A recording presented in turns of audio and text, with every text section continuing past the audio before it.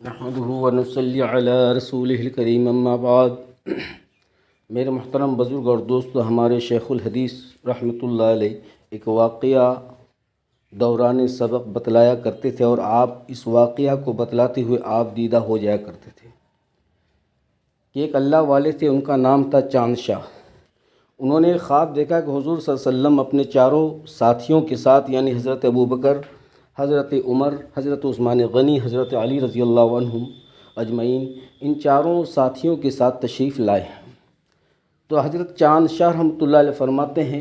کہ جب حضور صلی اللہ علیہ وسلم کی زیارت ہوئی، میں نے آپ کو دیکھا کہ آپ تشریف لائے، میں بھاگتا ہوا دوڑتا ہوا قاسم نانوتوی رحمۃ اللہ علیہ کے پاس گیا، اور میں نے قاسم کو بلا لایا کہ چلو حضور صلی اللہ علیہ وسلم تشریف لائے ہیں، آپ سے جو ہے ملاقات کیا جائے، آپ سے سلام کلام کیا جائے۔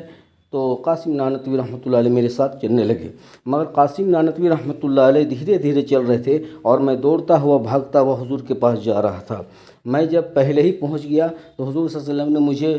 پڑوسی میں، یعنی بغل میں جو ہے بازو میں بیٹھا لیا، اور جب تھوڑی دیر کے بعد قاسم نانوتوی رحمۃ اللہ علیہ تشریف لائے تو ان کو گودی میں بیٹھا لیا۔ میں نے حضور صلی اللہ علیہ وسلم سے پوچھا کہ یا رسول اللہ صلی اللہ علیہ وسلم، میں آپ کی محبت میں دوڑتا ہوا، گرتا ہوا، پڑتا ہوا، جلدی کے ساتھ آیا، بھاگتا ہوا،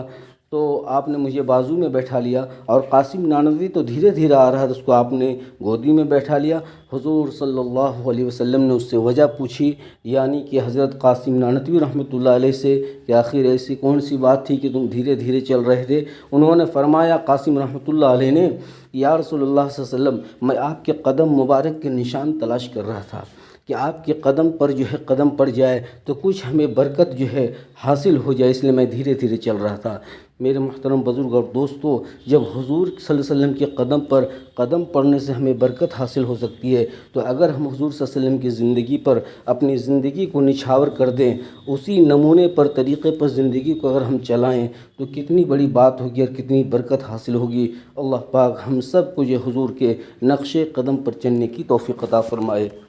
آمین۔